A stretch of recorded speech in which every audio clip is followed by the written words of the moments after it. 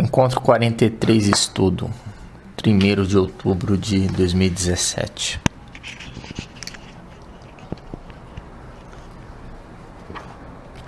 Então nós vamos abordar hoje o livro do Mário Sérgio Cortella, que o título é Família, Urgências e Turbulências. Eu peguei por acaso no YouTube uma fala dele, quando ele apresenta o livro, e realmente assim, ele fala que nessa abordagem da família, nós precisamos sempre ter claro, ter para nós, um tripé, que é formado pela paciência, pela coragem e pela humildade. Com paciência, coragem e humildade, que nós vamos conseguir lidar com as questões familiares, com a necessidade de nós nos organizarmos com a nova geração.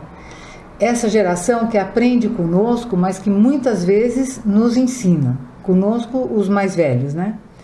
Mas que, por outro lado, ela precisa ser cuidada. Então tem situações que fazem com que a família enfrente alguns desesperos no dia a dia, e nesse sentido se ganha uma esperança ativa, essas são palavras do próprio Cortella, que nos dê ao final de uma jornada aquilo que nos agrada, que é fazer com gosto o que é preciso. Então ele começa colocando, logo na introdução, onde ele fala de urgências e turbulências. Então, normalmente, as pessoas se queixam dizendo, o que eu posso fazer? Os jovens são assim mesmo. Ou então, no meu tempo não era assim, né? Então, são lamentações que ele acha, na opinião dele, os adultos não devem ir por este caminho. Tem um caminho muito mais rico que ele vai trazer ao longo do livro. Então, essas urgências e turbulências não podem ser entendidas como uma fatalidade, nem como uma falência dos nossos esforços. Cabe a nós entender como uma ocorrência que, se foi por nós consentida, ela pode ser reinventada, refeita ou desconstruída, para se fazer de uma outra forma. Então, com isso, no meu entender, ele traz a responsabilidade para o adulto. O adulto pode ter gerado uma determinada situação que o jovem vai se defrontar. Então, compete ao adulto, se realmente isso ocorreu, desconstruir essa atitude. Então, ele fala que a tarefa é fazer uma biópsia e não uma autópsia. É muito interessante a fala do Cortella, porque ele traz sempre duas palavras e trabalha com os dois conceitos. É muito interessante. Por que a nossa tarefa é trazer a biópsia e não a autópsia? Porque a biópsia identifica o problema e ajuda a corrigir para que a vida seja preservada. A autópsia cuida da causa mortis. Então, compete ao adulto fazer a biópsia e buscar a causa de um determinado problema. Então, é necessário que os adultos se estruturem para não perder esta nova geração, que, no entender dele, é uma geração exuberante, mas que é capaz de produzir horrores também e enfraquecimentos éticos e distorções na convivência. Eu fiz uma anotação aqui. Sim. Ele diz o seguinte, abrindo aspas: não basta a um pai, a uma mãe ou aquele que cuida considerar isso ofensivo, assim, a falta de comportamento do jovem e tal. Que não olhe a conduta do filho, do enteado, como uma ação ofensiva de alguém insolente. É preciso buscar as raízes dessa insolência, dessa eventual falta de educação no trato. Então, é assim, é sem educação mesmo, não tem jeito, não dou conta dele. Não é assim, né, no entender dele. Então, e ao longo do livro ele vai mostrar que as nossas atitudes têm que ser sempre mais educativas, né?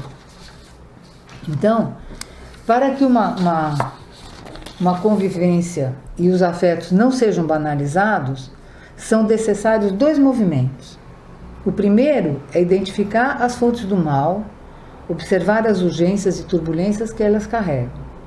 A segunda consiste em agir e não ficar no campo da lamentação e da melancolia.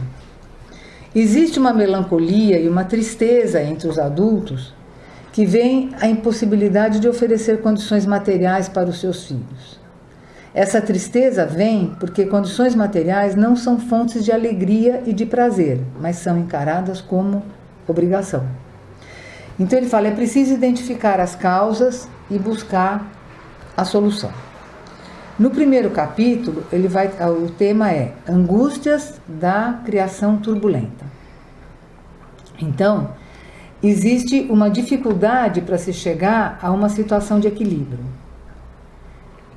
Porque nós temos a necessidade de estabelecer uma vida harmônica, tentar pelo menos, né?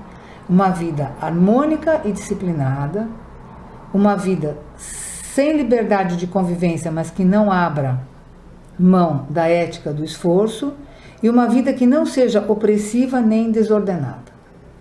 E aqui ele traz a questão da voz, que é muito interessante.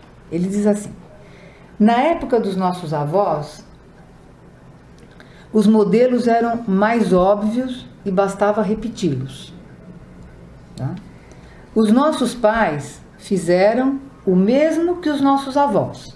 Então, os nossos pais eram da linha do o não pelo não, o sim pelo sim. É assim e acabou e não se discute.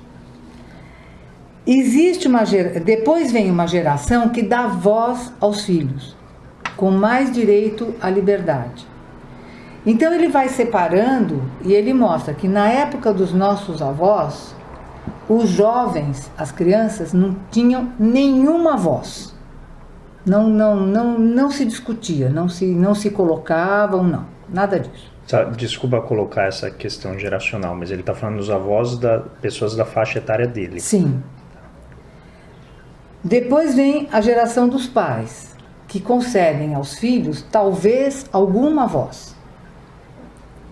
Depois vem a nossa geração, que no caso é a nossa, minha, do Zé, né, dele. Sim, eles têm direito a alguma voz. E o atual, que seriam os filhos dos nossos filhos, os nossos filhos se tornando pais, onde eles dão às crianças toda a voz. E voz não é falar, ele traz voz como no conceito no ponto de vista de poder de decisão, de possibilidade de escolha, autônoma e por vezes soberana. Então é muito interessante isso, porque com a nossa idade, com a minha idade, eu vivi isso com a minha mãe, né? Então assim, minha mãe dizia, nós morávamos na Florencio de Abreu e quando meu pai descia do bonde, nós morávamos na esquina. O pai dela, no caso, o meu avô.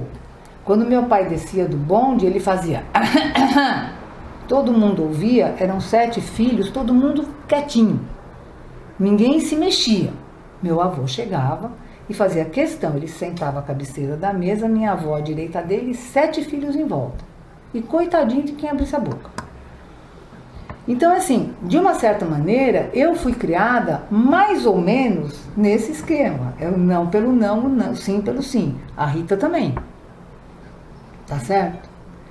E depois nós nos deparamos com a criação dos nossos filhos, que estão hoje na faixa dos 30, 40 anos. Então, existiu sim uma dificuldade, porque a gente vinha de uma educação mais rígida, e quando os nossos filhos eram crianças, já começava a ter essas certas aberturas, e a gente ficava muito na dúvida entre o pode e não pode. Entre a liberdade ou não. O que fazer com ela? Então, eu não sei se eu concordo inteiramente com essa visão, mas pensando de onde eu tô, eu vou te perguntar algo, ver sua opinião. você entende que você teve mais liberdade e soberania do que, por exemplo, o Miguel vai ter? Não, Então, eu não tive. na minha concepção, eu tenho 100% de certeza que você vai ter. Vou te explicar por quê. Não, peraí. Você está falando eu em que momento? Você, como criança. Porque eu acho que uma coisa é o espaço de voz no sentido de delimitar ações, espaços de ação. E outra coisa é a liberdade vigiada. Então, assim, as crianças hoje, elas têm espaço para manifestar a opinião delas, mas quem define os espaços em que elas vão fazer isso são os pais. Isso acaba gerando uma super proteção, porque as crianças não escolhem os âmbitos em que elas vão escolher, que elas vão tomar a decisão. Na sua infância, na sua geração, o pai, ele tinha a voz, mas ele estabelecia os limites. Não ficava guiando onde que você ia pôr o pé, onde que você ia viajar. Você ia. E aí, se esbarrasse no limite dele, tudo que ele tinha que fazer era psst, e pronto. Hoje, a minha impressão é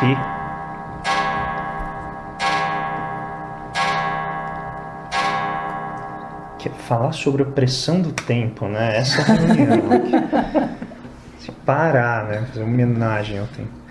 Hoje a minha impressão é que as crianças, elas são completamente blindadas do risco.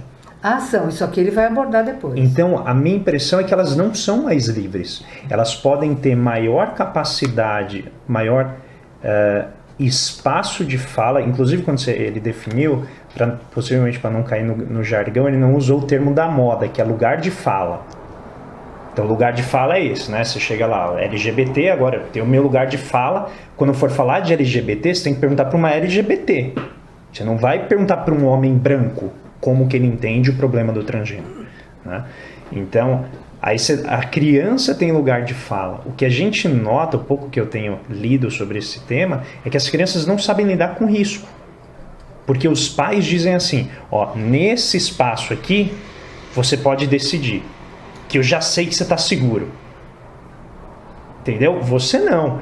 Você se enfiava nos buracos, você se machucava, porque era outra, né? Não, isso sim. Não, então, mas é nesse sentido... Mas acho que ele está falando sei. em outro sentido. Por exemplo... Deixa eu só concluir. Nesse sentido, a minha pergunta quanto à liberdade. Porque do jeito que você está descrevendo, me parece que a gente está simplesmente definindo o espaço de escolha. Como se, assim, hoje as crianças não têm limites para a escolha. Me parece que... Não, eu acho que não é assim que ele coloca. Eu fico com a impressão que você está colocando uma coisa que talvez ele trate em outro capítulo. Né? Tá bom. Também. Mas eu Talvez. acho que é a questão do poder de decisão mesmo. Só dar um exemplo que a gente discute. Perguntar para uma criança de 3 anos o que você quer jantar. Comer. A roupa que quer vestir, se você quer tomar banho. Você quer tomar banho? Não tem que isso. Vai tomar banho e pronto. Então, Antes não tinha nem isso. Antes o meu avô vinha bêbado na rua e minha avó punha todo mundo num quarto fechado porque ele vinha e batia em todo mundo. E o que acontecia com ele? Nada. Ele é o homem, ele é o espanhol, ele bebeu um pouco, minha avó falava que era borracho, vinha borracho e batia em todo mundo e ó, faz isso hoje. Não, eu só estou falando assim, tem umas coisas que são as crianças, eu acho que elas têm muita liberdade antes de saber ter liberdade. Então as mães levam lá na minha aula e falam, você quer ficar com a professora? Você quer ficar? Ou, vai filho. Rita simula Vai, Paulo. empurrar o Paulo sobre a mesa.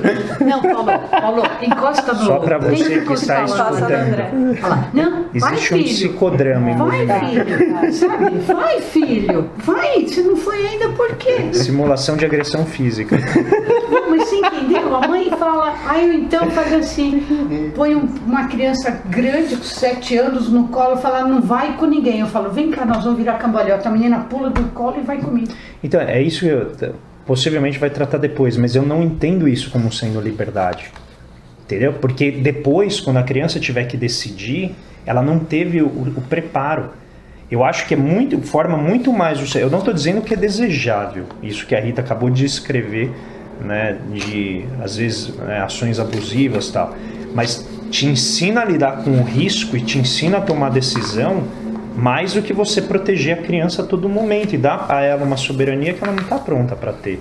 Mas é uma soberania delegada, né? Você define onde ela tem soberania. Não é ela que foi testando os limites, falou assim, não, com jacaré eu não brinco, mas com cachorro eu consigo brincar. Não, o pai já diz assim, não, você não vai, só com o cachorro.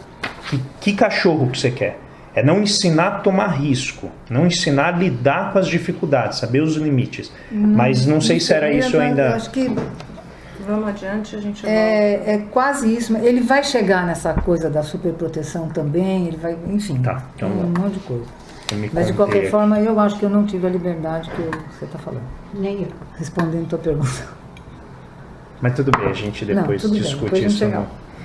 Bom, então o que Em acontece? cima de guloseimas. Existe sempre uma angústia por parte dos pais quando se descobre que existe um desconhecimento de lidar com as novas gerações. Então isso traz uma sensação de fracasso que chega também a uma questão da rarefação da convivência, porque vai trazendo um afastamento. Vou ler novamente na página 16. Esse mal-estar que gera angústia resulta de um desconhecimento de como lidar com as novas gerações. Ele é mais proveniente de falta de formação para lidar com esse modo de convivência do que, de fato, uma questão de princípio. Então, um pouco mais para frente, talvez eu até seja repetitiva, mas eu acho muito interessante porque ele mostra o seguinte, não é nesse capítulo, mas eu acho que dá para ilustrar. É muito cômodo para os pais chegar a dizer assim, eles têm a vida deles, né? Então deixa tocar, que é mais fácil e tal. Por quê? Porque esses pais desta geração não aprenderam a ser pais. Então ele volta lá para trás de novo. Então o avô, a avó, né, tinham 6, 7, 8 filhos, 5, 6, enfim. Onde o mais velho, em geral, ajudava a cuidar do irmãozinho, do priminho, do não sei o que, não sei o que. Isso ele chama de escola informal. Então já tinha, esses jovens que ajudaram a cuidar dos irmãos e tudo mais, eles já aprenderam isso de uma maneira informal, mas aprenderam e serão pais depois, entendeu? Então existe essa escola que hoje não existe mais, justamente por conta do enxugamento das famílias. E eu tenho de novo um exemplo dentro da minha casa, dentro da minha família. Minha mãe era a mais velha de 7 irmãos. Com 7, 8 anos, ela subia num banquinho para alcançar o fogão, porque ela sempre foi bem baixinha, adulta ela tinha 1,5 m. Então ela subia no banquinho para ajudar minha avó a fazer comida para os irmãos. Entendeu? Então ela ajudou a criar os irmãos dela. É isso que ele chama de escola informal, entendeu? Nesse universo da escola informal, ela só atinge metade, né? Porque os mais velhos cuidam dos mais novos, mas os mais novos não cuidam de ninguém. Né? Então vai ter uma diferença, uma heterogeneidade aí entre os... Então ele mostra que essa geração perdeu a capacidade de entender que a vida coletiva é uma construção, que existe esforço, dedicação e ordenamento. A geração que está criando essa geração atual estabeleceu a liberdade como valor. E essa ideia de posse de si mesmo prejudicou a formação das pessoas que ficam sem limites, sem fronteiras, o que pode levar à incapacidade de contenção. Então ele fala, desejos não são direitos. E aí ele vai trazer a questão da angústia, que vem da falência da responsabilidade de um adulto sobre os seus, e da necessidade da disciplina que organiza o estudo, o lazer, e que disciplina nunca é constrangimento, nem deve ser. Então, tem limites. Ele fala, limites são fronteiras e não barreiras. O que são fronteiras no entender dele? A fronteira indica até onde você pode ir. E a barreira impede o avanço. Então, essa disciplina é para determinar fronteiras e não colocar barreiras. Posso seguir? E aí ele entra no capítulo 2. Então ele está definindo liberdade dentro desse conceito. Com disciplina, com disciplina. Ele falando com disciplina ordenamento. não tira a liberdade, no sentido que não gera barreira, só gera uma fronteira, para você ter uma noção até onde você vai. O limite. Assim, seria interessante, se vocês tiverem oportunidade, de ler o livro, porque o livro, todo o material dele é muito recheado de muitos exemplos. Ele traz os exemplos da família dele, da experiência pessoal dele e tal. Então, numa apresentação assim, a gente acaba enxugando um pouco, mas eu acho que é um livro que vale a pena ler. Aí ele entra no segundo tema, que é o cuidar na cidade turbulenta. Então ele vai mostrar que, com as dificuldades de deslocamento, a proximidade física entre as pessoas da família foi ficando mais difícil. Nas gerações anteriores, as crianças de 10, 12 anos, aí que eu já falei, né, vou ser repetitiva, ajudavam a cuidar dos irmãos, dos primos menores, e mais tarde foram se tornarem pais e mães, já sabiam como fazê-lo. Foram beneficiados por uma educação não formal, num espaço de aprendizagem que era a convivência familiar, que os pais atuais não têm. Então ele vai dizer o seguinte, que os pais precisam eleger as suas prioridades. E aí, quando ele fala em prioridades, ele vai falar em convivência qualitativa.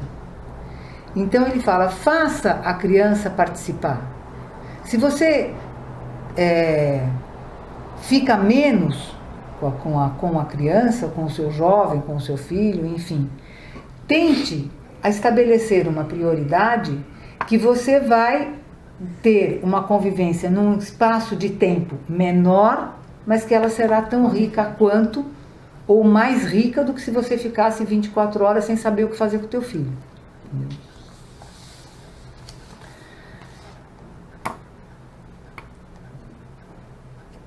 Bom, aqui então eu tenho um exemplo dele, mas é bastante longo, que está na página 24. No capítulo 3, ele vai tratar da questão do comércio, o comércio de afetos turbulentos. Então, ele vai trazer o seguinte, ele vai fazer uma comparação entre a missa católica, as religiões politeístas, e no meio disso ele vai colocar a criança. Então ele diz assim, numa economia de trocas simbólicas, nós teríamos, por exemplo, no caso da missa católica, nós temos o ofertório e o dízimo. Nas religiões politeístas, nós tínhamos a oferenda para acalmar a ira dos deuses. Hoje, a criança é vista como esta divindade. Então, assim, eu quero dar o melhor para o meu filho. Mas o que é dar o melhor para o meu filho? É enchê-lo de coisas? É enchê-lo de presentes? É lotar das coisas que ele quer? Não. Dar o melhor, no entender do Cortella, significa oferecer condições para, primeiro, que se respeite aquilo que se tem. Segundo, oferecer condições para se ter o senso de cuidado. Terceiro, abundância não é desperdício. Então ele vai mostrar que a abundância é diferente de excesso e, consequentemente, diferente de desperdício. Que a abundância é ausência de carência. Então eu tenho uma vida abundante quando aquilo que eu preciso está dentro das minhas possibilidades. Então ele diz o seguinte, os afetos passaram por uma mercantilização. que é a preocupação com o ter. Ah, todos os meus amigos têm celular, por que eu não tenho? Ah, todos os meus amigos vão em tal balada, por que eu não vou? E a resposta dele é: os seus amigos têm celular, mas na nossa família, neste nosso núcleo, você vai ter celular quando você tiver X anos de idade. Agora, não é hora. Então, é a tentativa de você colocar a disciplina com o limite restrito a uma situação que é da própria família. Então, cadê? Peraí, deixa eu achar aqui. Então ele diz o seguinte: se você lota a criança de coisas, ela sempre vai se sentir, ela vai se sentir a senhora do castelo. E ele diz assim, querido: a parcela do tempo na convivência não pode ser mal usada. Quando a criança nota que pode ser a senhora do castelo, ela o será. Quando ela percebe que a maneira de ficar bem com o pai ou a mãe com quem ela convive de modo mais eventual é ser inundada de presentes, de materialidade, ela fará o que estiver ao alcance dela para obter o que quer. Esta não é uma atitude malévola da parte da criança, é uma questão de inteligência, por parte da criança. Se eu quero as coisas e já descobri o mecanismo de obtê-las, vou continuar a usá-lo. Uma lógica estabelecida a partir de então. Então a criança sente que ela pode ou manipular e conseguir o que quer. Você vive isso todo dia, toda hora.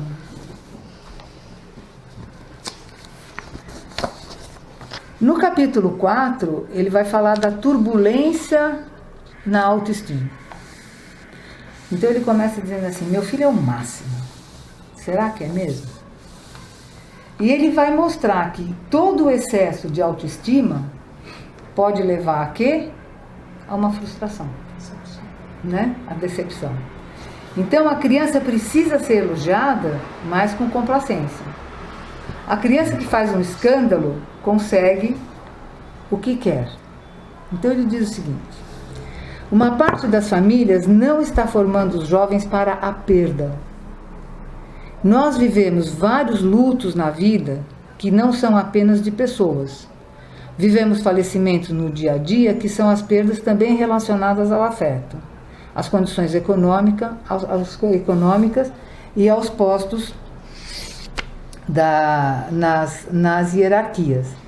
Então, a família, cabe à família justamente tentar mostrar que a criança, ela, assim, tá, peraí, me atrapalhei. A criança não é perfeita, mas muitas vezes os pais exigem essa perfeição da criança, né? Então ele, até citando o Leandro Carnal, ele diz: ninguém é perfeito, todos são perfectíveis. O que é perfeito é o que já está acabado. E ninguém está pronto, ninguém está acabado. É perfectível quando eu não quero ser medíocre, eu sou perfectível quando eu me inclino para o perfeito. Sedes perfeitos. Sedes perfeitos. Voltamos ao Evangelho. Voltamos ao Evangelho de hoje. Exatamente. Então, uma autoestima exacerbada leva para uma acomodação. Em geral, os pais tendem a apontar os defeitos dos filhos. Outros pais tendem a não elogiar os filhos com a intenção de formar um guerreiro, um combatente, aquele que vai ser forte, aquele que vai ter sempre, aquele que não vai ser fraco. Quando você quer formar um jovem, você não precisa nem formar um combatente e nem dizer para ele que ele é o máximo. Então ele dá um exemplo. Ele diz: olha, se o jovem teve um resultado mais ou menos medíocre, você também não precisa massacrá-lo. Ele pode estar no limite dele. Então o que você faz? Você chega nele e diz: você pode fazer melhor. essa postura do você pode fazer melhor vai levar a uma atitude por parte do jovem. Então, educar é indicar o caminho. Indicar o caminho para a melhora e não apenas fazer advertências. Inclusive, ele coloca aqui, elogie em público e repreenda no particular. Entendeu? Então, é interessante, é complexo. Eu acho difícil saber o meio termo. É bastante complexo você ter essa dose, sabe? Essa dose do até onde vai. Até porque cada pessoa tem um perfil, não, Rita? Não, certo. Não, mas que acho que cada pessoa tem um perfil, tem pessoas que precisam, que agem mais quando repreendidas, e tem pessoas que agem mais quando tem um reforço positivo. E é difícil saber eu acho, cada pessoa como é que ela vai reagir melhor e saber até que ponto não repreender, mas... Tem umas mães que chegam para mim, ficam desesperadas, eu não sei o que fazer. Eu falo duas coisas. Quando a criança nasceu com manual de instrução? Não. Se tivesse defeito, podia devolver? Não. Então vai no acerto e erro, porque você também foi no acerto e erro. Tá? Que é o tal de vai fazendo, vamos pegar a experiência de alguém e vamos fazer. O negócio das crianças hoje, elas podem ser inteligentes, mas elas também são terríveis, porque se ela pega um lado da pessoa, que a mãe fala, olha, se você não fizer isso, você não vai ganhar um negócio. A criança não faz e a mãe continua dando as coisas, né? Que nem eu dou aula, eu ainda sou da antiga, eu falo, eles já acostumaram, eu falo, só fala uma vez. E se não fizer, não fez o aquecimento, ficou brincando, não vai brincar no final. Você brincou a aula inteira, você não pode brincar. Aí a criança vem, chora e tem piti. Eu falo, ótimo, quem chora não faz xixi à noite em casa porque já acabou a água. A criança faz isso uma vez. E os outros que viram não fazem mais. Tanto é que faz, acho que uns 2 meses que eu pego no final da aula e falo, quantas broncas eu dei? Nenhuma. Eles já vão brincar, porque não se deu bronca, fez uma aula em tese no nível que se podia e foi. Agora, a criança também usa os pais, ela é manipuladora? Isso claro também a criança é. Se ela chora para pedir comida, alguma coisa, ela já está manipulando. Agora, hoje está manipulando com inteligência, né? Que é o pior. Ou então a mãe chega lá e faz assim, ó, me disseram que você consegue resolver. Eu não consigo, nem eu, nem o pai. Aí que tá, são pessoas que não conseguem ser pais. Isso, né? Isso. Aí, coitado, dão para os avós, né? Bom, no capítulo 5... Então, antes de entrar no capítulo, né, essa parte da perfeição, quando você fala que os pais não estão sabendo educar as crianças para lidar com as perdas. E voltamos a falar de novo de perdas, né? Voltamos a falar de como lidar com as perdas, como lidar com as mágoas que passam por toda a nossa vida. Essa vida são eventos recorrentes. Voltamos a todo o ciclo. Os lutos e as perdas. As perdas e os sentimentos que vêm com isso. As raivas, as ansiedades. Então, por isso o meu questionamento do conceito liberdade. Porque liberdade, entendida como soberania afetiva, emocional, cognitiva, decisória, vem com a compreensão de consequências. Vem com a compreensão e a capacidade de lidar com as consequências. Então, na medida em que você determina o espaço de erro do filho ou da filha, você está tirando dele a possibilidade de gradualmente lidando com esses lutos. Porque você tenta, na medida de todo possível, eliminar ou abreviar o processo de luto artificialmente. Então, quando a criança bate a cabeça, corre uma legião de adultos para distraí-la, para ela parar de chorar. Não, ela tem que lidar com aquela perda, por mais seja angustiante para quem está vivendo aquilo. Né? Então, é nesse sentido que, em abstrato, eu concordo com o conceito dele de liberdade. A minha dúvida é sempre como que, né, o autor, que é de uma geração anterior, que não é pai de uma criança que nasceu agora, consegue ter uma medida adequada dos desafios de quem é pai hoje, entendeu? Porque é uma pessoa de uma geração anterior lendo os desafios de uma pessoa de uma geração seguinte. Né? Então, eu não sei o quão trivial é discutir esse conceito de liberdade, no sentido de, será que ele é sensível à geração? Porque é o Cortella definindo liberdade e, pelo que eu estou entendendo, de algumas maneiras sugerindo qual é o caminho do meio. Que eu concordo, em abstrato eu concordo. Mas como que você lida com espíritos novos que estão vindo num conjunto social diferente, mais granular, em que a família é menor? Antes, né, as famílias elas tinham um escopo de comunidade maior. Eu tive que lidar com vários primos que eu quase nunca via, e quando eu chegava lá, em 2 dias eu tinha que aprender a hierarquia. E não tinha pai nem mãe para me guiar, tinha que aprender ali, na selva da primaiada. E isso foi me ensinando a lidar com essas dificuldades. Hoje, os núcleos familiares estão mais reduzidos, mais distantes, então você não tem mais esse aprendizado, essa noção de comunidade que tinha antes, né, em que as hierarquias se estruturam de maneira espontânea, que não tem manual de instruções. Você chega lá no churrasco e você tem que aprender quem que é o mais forte, quem que é o mais fraco, quem que é aquele que vai sofrer, quem que é que você vai defender, quem que você vai pedir para te defender, dentro da dinâmica ali do grupo. Hoje é tudo muito protegidinho, né? Então é nesse ponto, será que isso é liberdade?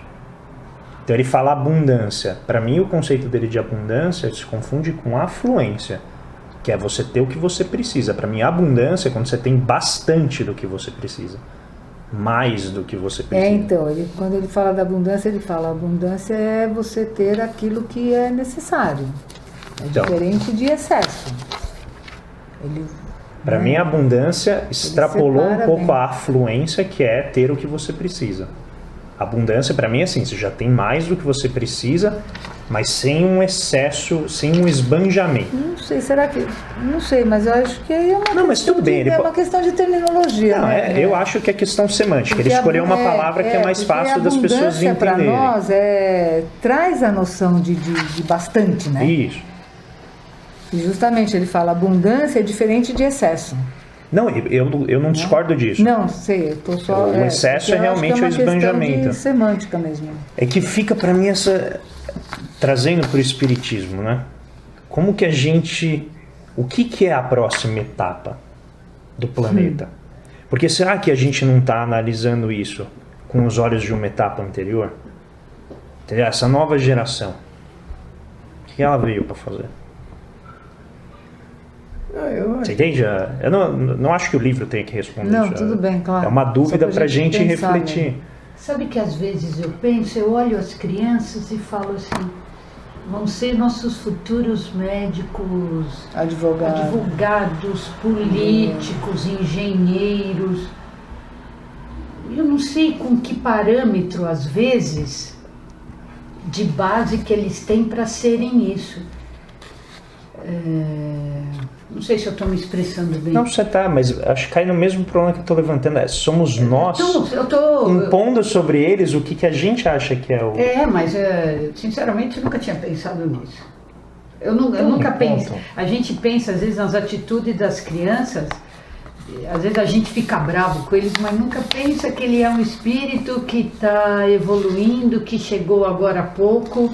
E eu, sinceramente, eu nunca tinha pensado em criança nesse sentido. Então, Eu tô pensando junto com você. Eu vou ser bem franca, eu nunca pensei. Eu penso exatamente o que você está pensando, mas aí eu reflito. O que é ser um bom médico? Então, eu vou ter um padrão de avaliação do que é ser um bom médico, na minha geração. Talvez a pessoa que nasça agora Quando ela for adulta, ela vai ter uma outra noção do que é ser um bom médico, do que é ser um bom professor, do que é ser, né, um bom advogado. Eu não sei o quão sensível essa discussão que a gente está fazendo é à geração que está propondo a discussão. Fala aí, Paulo. Tem um ponto que é interessante. Eu ia falar no momento do amigo, mas acabou, o assunto foi para outro lado, eu não falei. Mas tinha uma conversa que eu acho que passa por essa questão. O pessoal, meu trabalho durante um dos almoços da semana estava falando sobre homeschooling, né? Sobre ensinar as crianças em casa. E em português, para quem estiver ouvindo, chama-se educação domiciliar. Educação domiciliar. O nível aqui É uma baita discussão isso também. Né? Tá uma baita discussão. E é interessante esse ponto, porque o jeito que essa turma estava discutindo, né? Porque nós estamos num mundo que está mudando radicalmente. Já. E principalmente para essa nova geração, é um mundo muito diferente, cheio de possibilidades que não tinha na nossa geração. Possibilidades de acesso à informação, de acesso a conhecimento, de comunicação, de meios de meios de vida, de um universo em que provavelmente a maioria das profissões vão deixar de existir. Então é um mundo com uma transformação radical. E o modelo de educação domiciliar que essas pessoas estavam discutindo, ela, apesar de eu olhar essa questão como uma possibilidade real, eu acho que vai ser cada vez mais possível você educar seus filhos em casa, você prescindir da escola. O meio que essas pessoas que eu entendi que é o caminho do movimento hoje de educação domiciliar, ele é um caminho totalmente voltado para o passado, para a educação educação que não é nem a deles, talvez a educação dos pais deles. É do tutor, né? Do tutor e de uma educação, de um modelo do século XX, né? Não, porque quando a educação era boa no século funcionava. XX, que é para um mundo que é completamente diferente. O mundo de hoje é completamente diferente. Muita gente fala, eu nem sei se vai ser o caminho, por exemplo, vai ser esse, mas fala que o que vai ser básico para as crianças em educação vai ser programação. Eles vão ter que programar para adaptar os meios que ela tiver às necessidades que ela mesma tenha. E, por exemplo, tinha um exemplo que citaram que eu achei... que eu particularmente fiquei chocado. Eu não respondi na hora, mas eu fiquei pensando assim, horas e horas a respeito. É um exemplo que era visto como um bom exemplo, um iluminado, era de um cidadão que parece que é muito seguido em redes sociais, em Facebook, em Twitter, que ele era citado como exemplo que ele estava ensinando os filhos dele a ler os Lusíadas. Eu olhava e falava, caramba, mas os Lusíadas é do século XVII, né? Acho que antes até, não? 16. Fazia 17, não, é 16. Pelo menos era 1500 alguma coisa. Era um texto cheio de palavras, expressões e gramática que não se usa há séculos, né? Você vai... um texto sobre a coragem dos portugueses para navegar. O que isso se aplica às crianças de hoje? O que os exemplos do Lusíadas, seja linguístico, seja de sociedade, seja de espírito de nação, ensinam para uma criança hoje? Eu fiquei chocado. Assim, a referência deles, das pessoas que discutem hoje educação domiciliar, é todas voltadas para o passado, para um mundo que não existe mais, né? E eu fico pensando em que ponto você efetivamente ajuda as crianças, né? As crianças estão se desenvolvendo, que estão aprendendo com esses modelos anacrônicos. Só complementar um ponto dele. saiu um dado recentemente e ele foi tratado com muita condescendência, assim, um certo desprezo e quase ironia, eu também tratei assim, que é dos 20 livros que estão no topo das paradas, né, dos mais vendidos, 8 são escritos por YouTubers, pessoas que fazem vídeos, né? Então, aí a ironia, novamente, de uma imprensa que é formada por pessoas da geração anterior, lendo isso e falando assim, olha que absurdo. Pessoas que se acostumaram a fazer vídeos curtos, né, estão usando uma mídia específica, visual, sonora, para passar conhecimento, estão escrevendo livros e estão no topo das paradas de venda de livros. E eu, na hora também, eu tratei isso com uma ironia, eu falei assim, nossa, que esquisito, né? E tendo a tratar com um certo desprezo, no sentido de dizer, não, o que um youtuber vai escrever num livro e tal? Mas para quem está lendo, né, para a nova geração, são essas pessoas que eles têm interesse de ler. Então pensa, essas pessoas que utilizaram uma mídia específica, uma mídia nova, estão permitindo a sobrevida de uma mídia anterior. De livros. Então, é algo que é difícil eu acho que nesse ponto há barreiras geracionais de difícil adaptação. E que para mim, agora que essa discussão foi levantada e eu comecei a aplicar esse olhar, eu já comecei a olhar essa minha avaliação com outra perspectiva, de maneira mais relativa. Eu não sei se é absurdo, é certamente uma tendência agora. Eu não acho absurdo, não. Só enquanto a mim não volta, uma coisa, assim, eu sempre, essas pessoas agora só conseguem ler textos curtos. A gente também está se acostumando cada vez mais com textos curtos, a gente não tem paciência para ler textos longos, e as pessoas não leem mais e tal. Como uma crítica. Só que aí tem uma coisa que o Dé falou que faz a gente repensar tudo, que foi o Sócrates, que se eu não me engano, achava um absurdo a escrita. Porque as pessoas iam parar, porque era tudo oral, né? Transmissão oral. As pessoas, na hora que escrevessem, iam esquecer as coisas. Ele falou que a escrita seria a decadência da condição humana. Porque você escreve e para de refletir. Você não usa tanto a memória. E você fala, nossa, hoje a gente enxerga a escrita como o contrário, maior transmissão de... Putz, será que então eu não estou vendo como os olhos do Sócrates vendo a escrita? Mas a minha primeira atitude dessas coisas... Nossa, as pessoas não têm mais paciência para ler, as pessoas só ler coisas curtas, estão simplificando tudo no Twitter e não sei o quê. Mas será que eu que estou...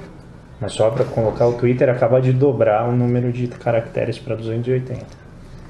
Deixa eu perguntar, porque eu realmente desconheço, eu quero falar das coisas.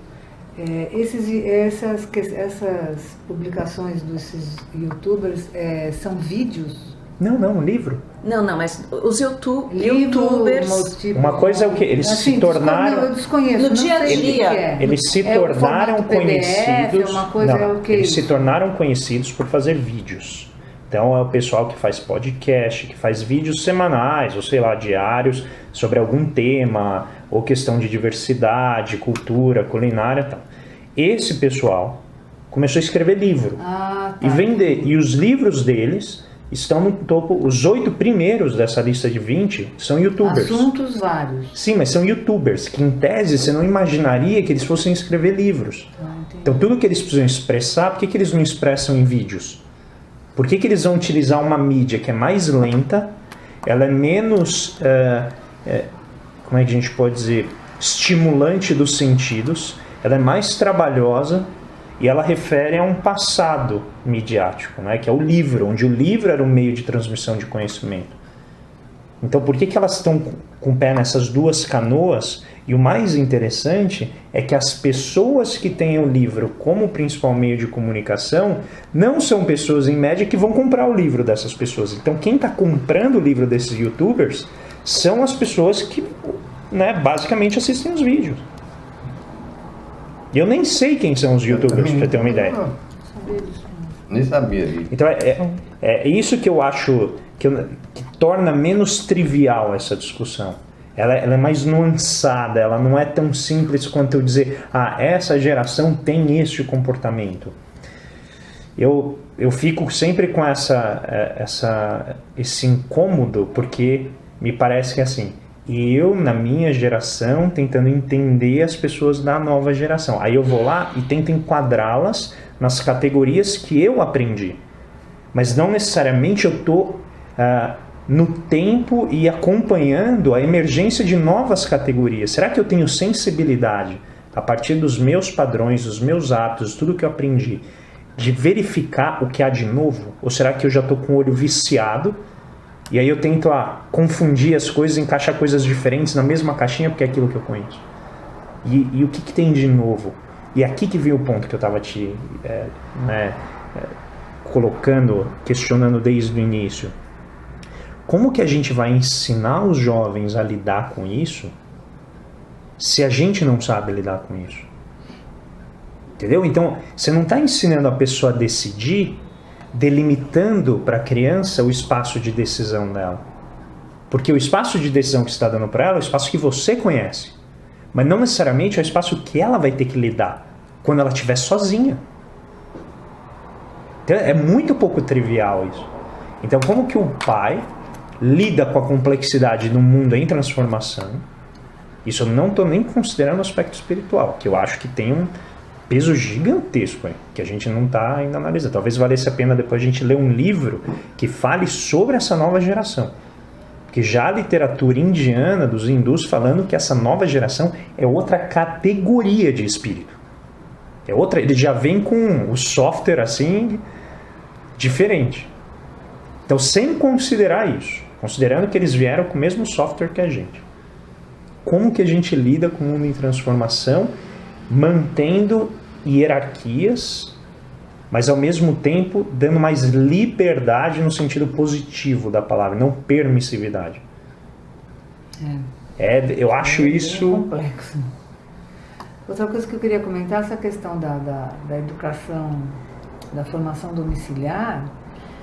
Só pegando o gancho do que a gente estava falando agora há pouco, a André falou, então a criança está cada vez mais num ambiente protegido. Eu vi pouca coisa sobre a questão dessa formação domiciliar, inclusive alguns pais que estavam exigindo o reconhecimento desse, como se fosse um diploma, um final de curso, essas coisas, a partir dessa iniciativa. Mas aí sim, então a criança vai ficar num ambiente ainda mais protegido. Porque ela não vai ela vai estar fora da competição da escola, ela vai estar fora do convívio dos amigos e vai ficar ainda mais enclausurada. Ou eu estou... Não, eu acho que essa é uma possibilidade, mas eu acho que tem outra possibilidade de os pais estarem mais antenados com o que está emergindo e oferecer à criança coisas que a escola não vai oferecer, porque a escola está presa num padrão anterior. Novamente, pensa, se são professores da nossa idade dando aula para crianças, como que essas pessoas que aprenderam com o paradigma anterior vão ensinar as crianças a lidar com um mundo que ainda nem existe? Não, o que eu digo é o seguinte, o convívio social dessa criança vai ficar prejudicado. Não. Então, é isso que eu acho. Eu não sei se fica necessariamente, porque tem casos que são, na verdade, muito mais bem-sucedidos do que a escola tradicional, em que a criança ela é levada a atuar em ONGs, a participar de projetos, onde ela vai ter que lidar com isso, com toda essa convivência. Mas eles não são numerosos os casos de sucesso, entre aspas. Eu acho que são contra-exemplos. Mas você queria colocar um negócio que você questionou que eu falei. Não, na verdade era um parênteses que eu falo. Os professores da nossa geração, eu acho que na média são mais velhos, porque a carreira de professor ela está tão pouco atrativa que a nossa geração ela meio que procura fugir Então, mas só agrava o problema. Só agrava o problema. Eu acho que mesmo as pessoas da nossa geração têm dificuldade, eu tenho dificuldade de lidar com os alunos e tenho feito esforço muito grande de tentar entender a mentalidade deles. O que eu estou impondo sobre eles, que é na verdade o conjunto das minhas inseguranças, dos meus complexos, daquilo que eu acho que eu não tive, e às vezes você leva para eles e eles não têm essas preocupações. Eles estão livres disso, eles estão com foco em outra coisa. Isso não significa que eles não sejam carentes de estrutura. Eu acho que o ser humano é muito mais forjado, na minha concepção do espírito que vem para esse planeta, forjado em estrutura, hierarquia, entender quem manda, quem não manda, com quem que eu compito e a quem eu obedeço, do que imaginar que todos são iguais, igualitário, e todo mundo está ali cooperando. Eu acho que o ser humano, em geral, ele funciona melhor com estrutura. E as pessoas dessa geração mais recente, elas respondem bem à estrutura. Só que não pode ser uma estrutura autoritária. E aí a minha pergunta é, quem da geração anterior aprendeu a conquistar o seu lugar na hierarquia, ou aprendeu que a sua idade define o seu lugar na hierarquia? Como que, né, a minha geração e as gerações anteriores aprenderam o quê? Respeite os mais velhos. Se você chega para um espírito mais jovem e falar isso, ele fala, por que eu tenho que respeitar os mais velhos? Ele não está me respeitando. Agora, aquele que consegue mostrar e conquistar a hierarquia aos olhos dele, se torna uma pessoa quase que sem limites de poder. Tanto que eles aceitam o abuso se eles reconhecerem essa hierarquia. Então, entende? É incrivelmente complexo. Seguimos? Por favor. Então, Eu vou ao mais uma banheiro, hora. tá? Vou ao banheiro que eu falo muito. Então, nós já estamos com quase uma hora. Você vai dar ter uma 6 pausa? minutos. Já tá terminando. Então vamos parar. Antes de começar o outro, que isso aqui vai dar mais encrenca ainda.